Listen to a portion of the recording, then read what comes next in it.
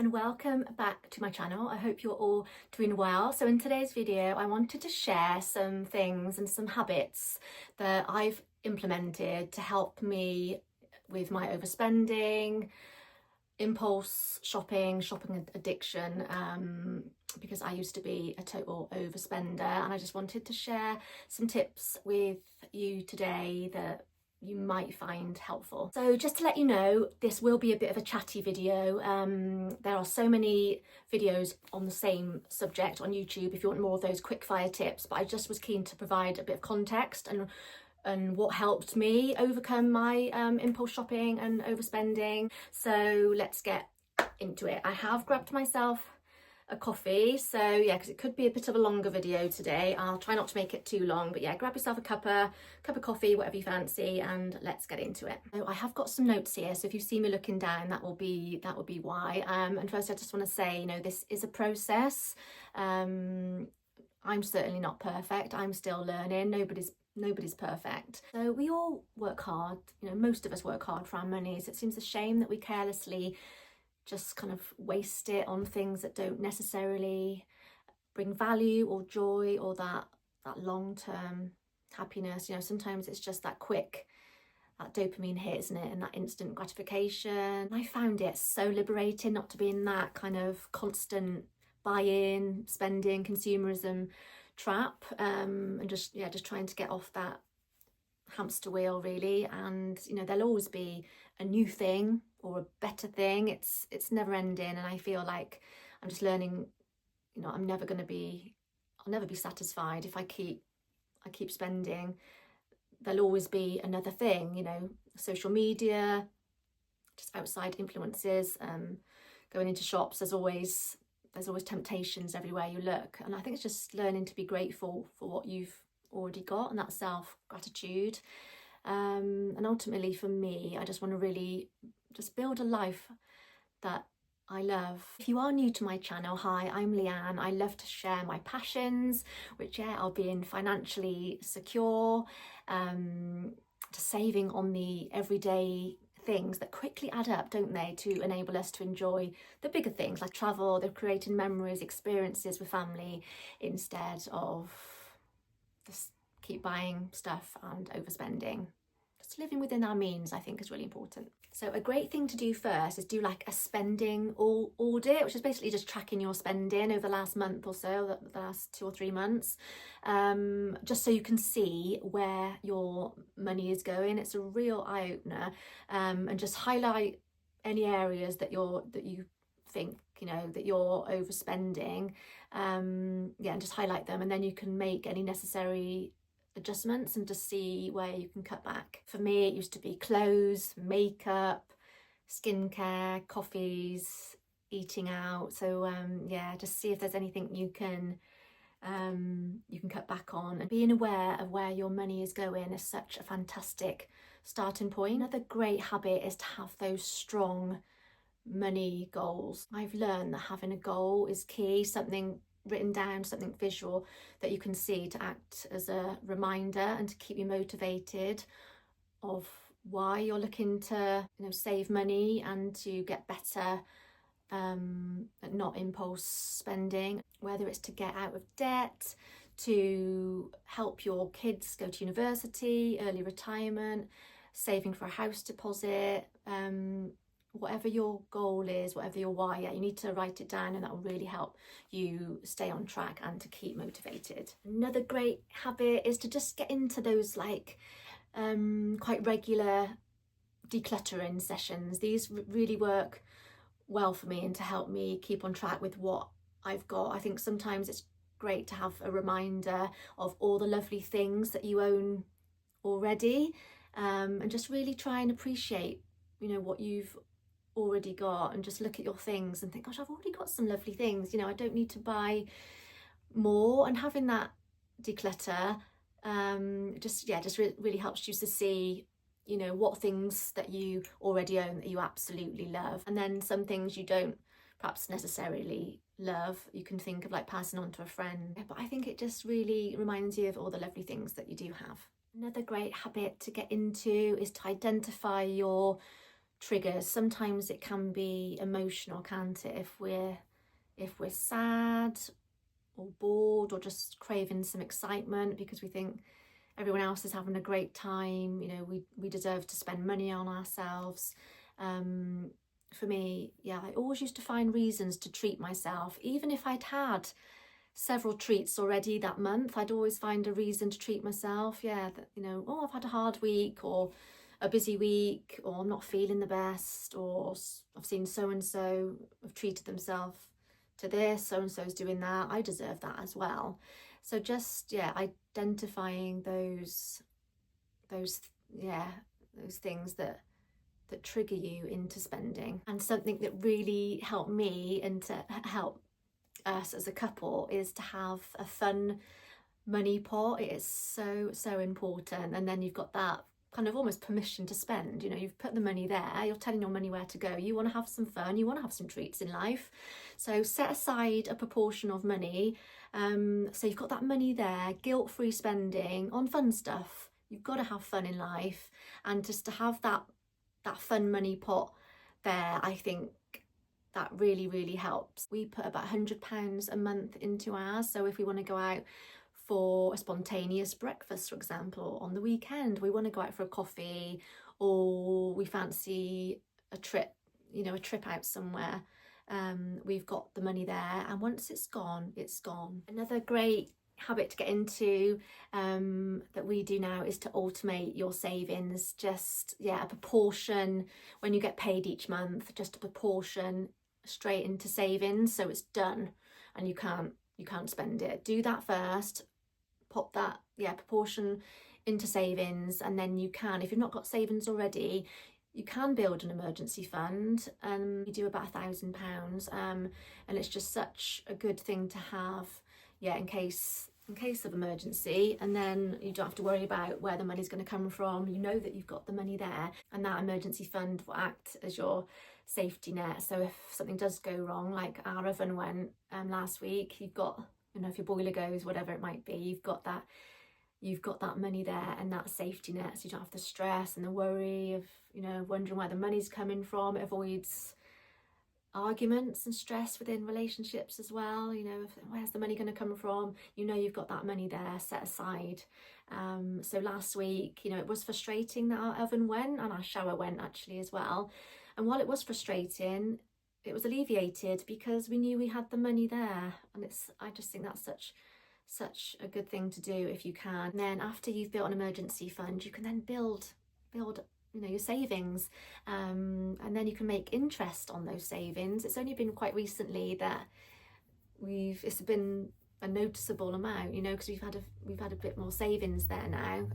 We're trying really hard to save, and then, yeah, you start making interest, and it's like, I've said to my husband, look at this interest we've made. It's really exciting. And, you know, and rather than giving that interest to banks, which is what I used to do, gosh, I used to have so many credit cards and then owe all this interest to other people, and I'm like, no, that's mine. You know, I'm going to save that money and make interest myself instead of giving it to other people. So another thing that has really helped me is to have like a social media detox, or to like limit my social media. I don't have TikTok, but I do have Instagram, and that's the worst trigger for me. I have come so far in the last few years in terms of overspending, but I find what gets me is, you know, if I go into a shop, I've got really good now at thinking, you know, I see things I love. Of course, we all see things we love and we like, don't we? I've got really good at kind of saying, but do I need it? And often I don't need it. The trouble I find with Instagram, I'm not only seeing the item, but I am being told, yeah, why I need it. Influencers are so good at their jobs, aren't they? And marketing is so clever. Yeah, so I find that the hardest, like I say, not only seeing the product, but being told why I need it. And I'm thinking, oh, okay, maybe I do need it, because they are so good at their jobs. So I find, yeah, Instagram still gets me. Just in the past few days, I've nearly bought several things that I've seen on Instagram or influencers have been selling. So I still really find that a tough one. I'm not sure about you. So that leads me into my next tip actually. Maybe try, I've done this myself and it's actually helped me. I know it's not for everybody, but maybe try like a no buy or a low buy month. I would probably recommend doing a low buy rather than a no buy, because sometimes that's a bit too restrictive, isn't it? And I don't think that's always helpful. And of course you still have to buy essentials like groceries and pay your bills and things, but these are extras like clothes, makeup, skincare. Maybe, yeah, that low spend I think is quite a good idea, and it's definitely helped me in the past. And I think, you know, I'm guessing you've, like me, you've had these spending habits for a while, hard to shift. So I just think a low buy gives you that bump start and makes you, yeah, just makes you think about it. And when you see the amount of money that's still in your bank account at the end of that month, you'll be surprised. So I think it's a really good idea. As I say, I've done it before, and to see all that money left in my bank account that you can put towards savings or towards your goal, I think is fantastic, and I highly recommend. And it also hopefully help you make a change and have that mindset shift. That month will give you the time to really think about, gosh, you know, I don't need a lot to be happy, you know, and I'm surrounded by lovely things, and yeah, it makes you appreciate what you've already got.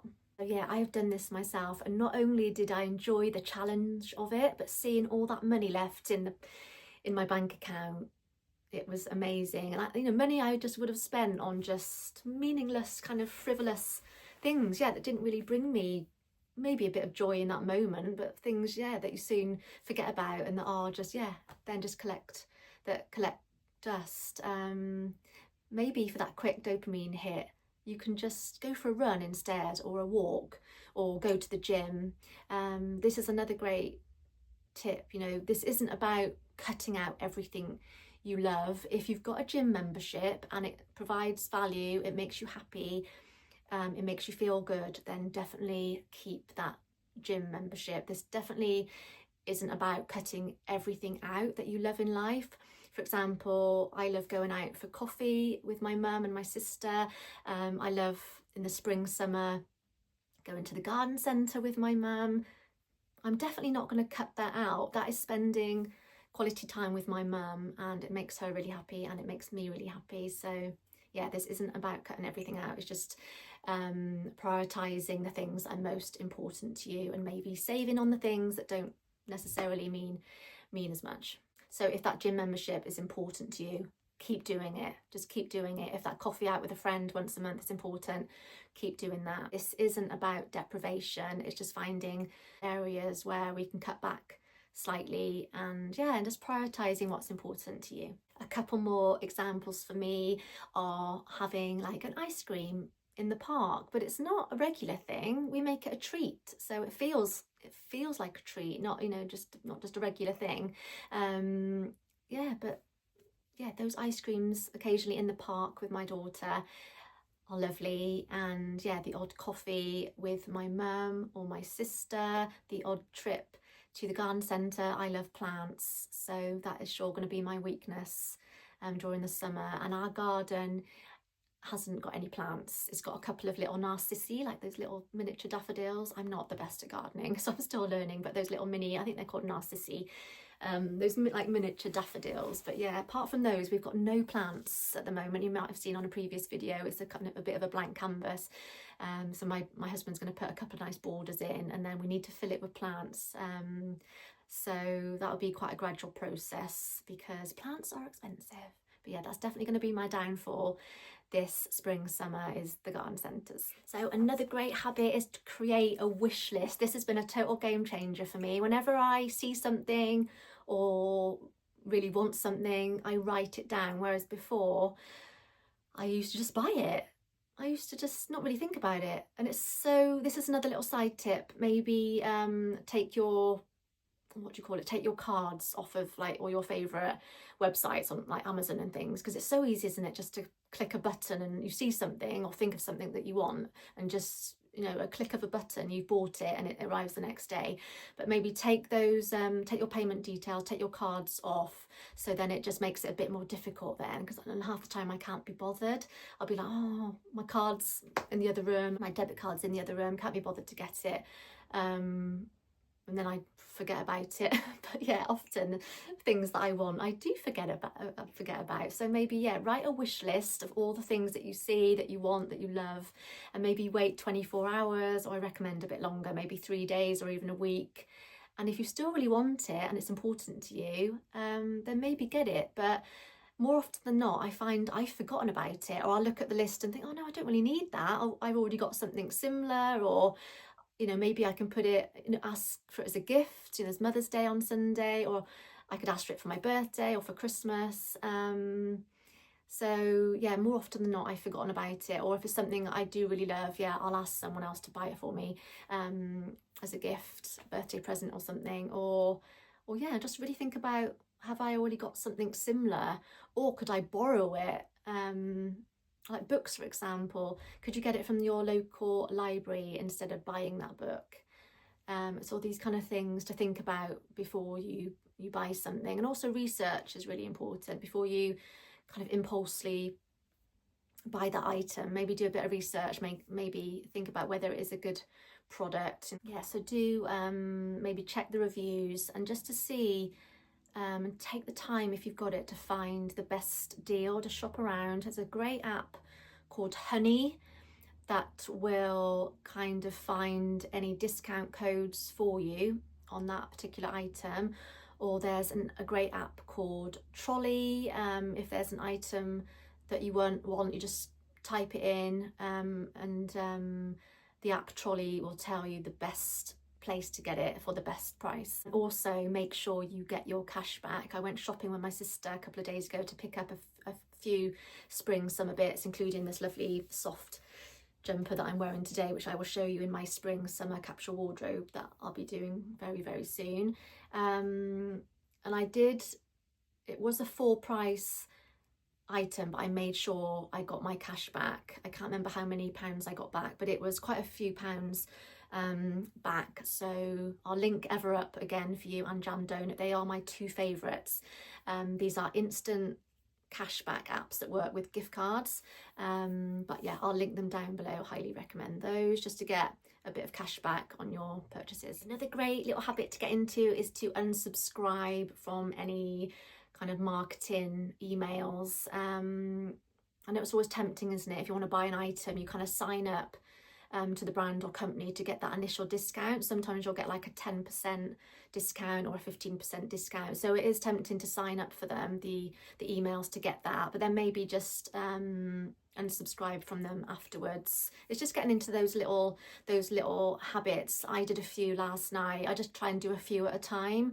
So just unsubscribe from a few, just to keep on top of it, and to avoid those temptations, you know, those brands email. And some of them email such a lot, don't they? Like daily, some of them. I'm getting all these emails come up, and I just think, to avoid temptation, it's sometimes just better just to unsubscribe. Another good tip is just not to go to the shops as often. This is a really hard one.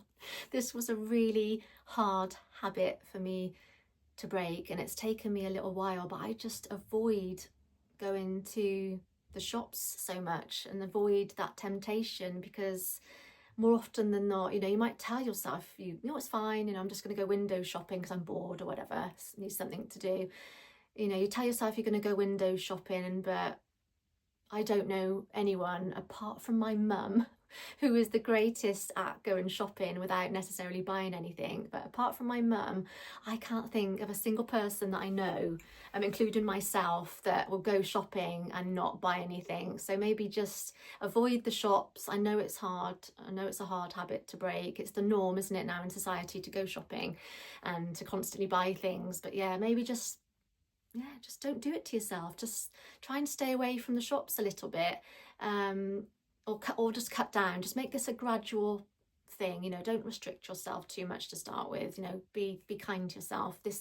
These habits take a bit of time to build, but I have managed to get so better at these things, and I really know that you can too, if that's something that you're looking, you know, that you really want to do, and to really, if you really want to cut back on your spending. I think these habits have really helped me, so I hope some of them have resonated with you and can be helpful. So I am going to end the video here before it gets too long, but as I said, I really hope some of these habits and tips can be helpful to you. If you've got any ideas or any tips yourself, or any kind of micro habits that you've found helpful, please drop them in the comment section below. I love to read them. I'm sure everyone else would love to read them. Let's all share our tips and ideas, and I'll see you in the next one.